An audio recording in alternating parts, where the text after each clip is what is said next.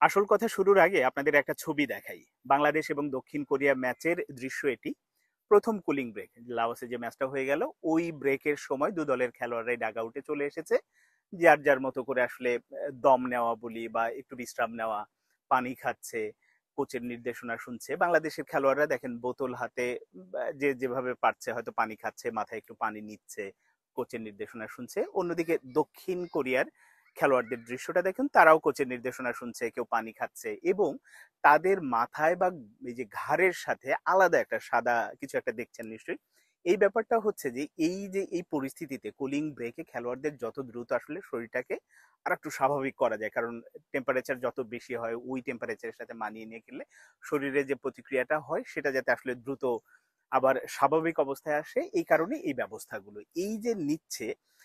মানে বাংলাদেশের খেলোয়াড়দের কিন্তু সেটা নেই, কিন্তু দক্ষিণ কোরিয়ার খেলোয়াড়দের কাছেও ওইগুলো আছে। এটা যে কারো কাছে মনে হতে পারে এটা আবার আহামরি এমন কি, এটা দিয়ে কি হতে পারে, কিন্তু যারা স্পোর্টস সায়েন্স বা এরকম টিমগুলোর সাথে থাকে এগুলো হচ্ছে যে একেবারে ছোট বিষয়। হ্যাঁ, একেবারে খুব বেশি আহামরি বিষয় না, কিন্তু এই বিষয়গুলোই একটা পেশাদার টিম আর একটা কম পেশাদার টিমের মধ্যে যে পার্থক্য গড়ে দেয় বিষয়গুলো, এগুলো হচ্ছে তার নমুনা। আমি একটা ছোট্ট নমুনাই শুধু দেখালে, আপনি যখন এরকম টুর্নামেন্টে খেলতে যাচ্ছেন ওখানকার টেম্পারেচার কেমন, কি হতে পারে, কুলিং ব্রেকে কি করা উচিত, দলের সাথে ডাক্তার আছে, ফিজিও আছে, কোচ আছে, সবই আছে, কিন্তু তাদের চাহিদা কি আসলে পুরোপুরি পূরণ করছে? তারা চাহিদা দেয় যে এটা লাগবে ওটা লাগবে, কিন্তু ফুটবল ফেডারেশন বলি বা যখন যে সংস্থায় থাকে তারা পুরোপুরি এই চাহিদাগুলো পূরণ করে না। এটা মনে হতে পারে আমি হয়তো মন গড়া কথা বলছি, না জেনে না শুনে বলছি।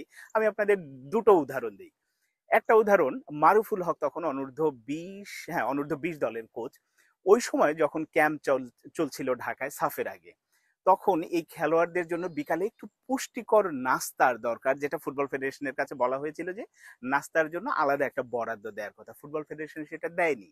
এটা কোচ মারুফুল হক কি করেছিল জানেন? নিজের পকেট থেকে প্রতিদিন প্রায় 1 মাসের মতো ক্যাম্প হয়েছিল বোধহয় সময়, 20 বা 22 দিন এরকম ক্যাম্প হয়েছিল, প্রতিদিন 1,500-2,000 টাকা খরচ করে নিজেই করেছিলেন। আর একটা উদাহরণ দিই, হকির উদাহরণ।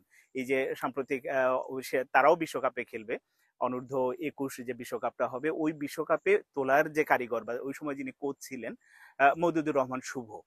শুভ যখন কোচ এবং বিকেএসপিতে যখন ক্যাম্প হচ্ছিল, ওই সময় এরকম বিকেলে নাস্তার জন্য খেলোয়াড়দের এক্সট্রা 100 টাকা করে বাড়িয়ে দেওয়ার কথা বলা হয়েছিল, কিন্তু হকি ফেডারেশন সেটা দেয়নি। ওই নিজের পকেট থেকে নিজে হয়তো কিছু কিছু করে যতটা পেরেছে খেলোয়াড়দের খাইয়েছে। এই যে ব্যাপারগুলো থাকে, হয়তো বিদেশি কোচদের ক্ষেত্রে আরো ব্যতিক্রম হয়, তারা চাইলেই অনেক কিছু পায়, কিন্তু বাংলাদেশের এই যে এই ম্যাচের যে উদাহরণটা দিলাম সেটাও পায় না। কোচ পিটার বাটলার তো খাবার দাবার নিয়েও আসলে অনেক রকম কথা বলেছে যে ক্যাম্পে যখন থাকে মেয়েরা, তাদের পুষ্টিকর খাবার বা খাবারের মানটা বাড়ানো উচিত, এ নিয়ে তিনি প্রকাশ্যেই কথা বলেছেন। এটা অনেক আগে থেকেই এটা হয়ে আসছে, কিন্তু কোনো সুরাহা হয় না। এখন হঠাৎ করে আমি এই প্রসঙ্গটা বলছি কেন? কাল বাংলাদেশ এরকম একটা মানে ঐতিহাসিক ঘটনা ঘটিয়ে ফেললো যে প্রথমবারের মতো এএফসি অনূর্ধ্ব 20 এশিয়ান কাপের মূল পর্বে খেলার যোগ্যতা অর্জন করেছে, তার মধ্যে আমি এই কথা বলছি কেন?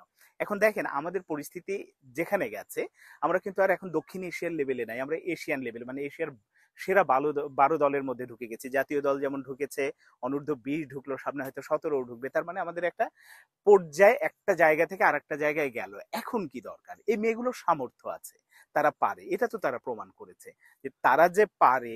এটা জাতীয় দল যেমন প্রমাণ করেছে, বয়সভিত্তিক দল প্রমাণ করছে। তার মানে এখন আমাদের এদেরকে পর্যাপ্ত আসলে ফ্যাসিলিটিস দরকার, যে বিষয়গুলো দরকার বেসিক নিড। মানে আপনি তো বেতন দিচ্ছেন না ঠিক মতো, এটা করেন না সেটা করেন না, ক্লাব স্ট্রাকচার নেই, তারপরেও মেয়েগুলো যখন খেলছে, ভালো খেলছে, তার মানে তাদের জন্য আসলে বেটার সুযোগ সুবিধার একটু ব্যবস্থা করলে ওই লেভেলে খেলতে হলে, মানে এখন যে এশিয়ান পর্যায়ে খেলবে, কাদের সাথে খেলবে? এশিয়ার সেরা সেরা দলগুলোর সাথে।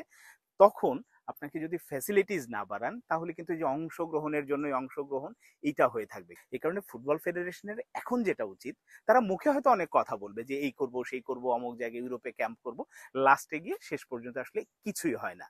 কারণ ওই যে তারা মুখে যখন মিডিয়ার সামনে আসে, ক্যামেরার বুম ধরা হয়, এটা ধরা হয়, তখন তারা নিজেদের অবস্থান শক্ত করার জন্য, বুক ফুলিয়ে বলার জন্য এটা বলে ফেলে, কিন্তু তারপরে ভুলে যায় এবং এই কাজগুলো করে না। এই কারণে এই যে ছোট্ট যে উদাহরণটা দিলাম, এরকম অনেক রকম খুঁটিনাটি বিষয় আছে যে বিষয়গুলোর দিকে এখন নজর দিলে তবেই কিন্তু আমরা এশিয়ান ওই পর্যায়ে গিয়ে ভালো করব, না হলে অংশগ্রহণের জন্য অংশগ্রহণ হয়ে থাকবে। এই কারণে ফুটবল ফেডারেশন যাতে একটু সচেতনভাবে খাবার দাবারগুলো, ক্যাম্পের পরিবেশ, এক রুমে 7 জন 8 জন থাকে, সেখানে খাবারের মান কতটা নিম্নমানের হয়, পাঙাশ মাছ দিয়ে খাওয়ানো হয়, এরকম প্রচুর ঘটনা আছে। মেয়েরা বিকেলে একটু ভালো কিছু, যখন ক্যাম্পে থাকে ভালো কিছু খাবে, নিজেদের টাকায় কিনে খায়, বা এটা একেবারে দেখা জানা জানা থেকেই বলছে। এই কারণে ফুটবল ফেডারেশন যদি ওই দিকে নজর না দেয়, তাহলে মুখে তারা এই যে যে সাফল্যগুলো আসছে, এই সাফল্যটা ধরে রাখা, সাফল্য পাওয়া যেমন মানে পাওয়াটা যতটা কঠিন, ধরে রাখা তার চেয়েও বেশি কঠিন। এই কারণে যদি ধরে রাখতে চায়, আগামীতেও আমরা এশিয়ান কাপে খেলবো, বিশ্বকাপে খেলতে চাই এবং সেই যোগ্যতাটা মেয়েদের আছে,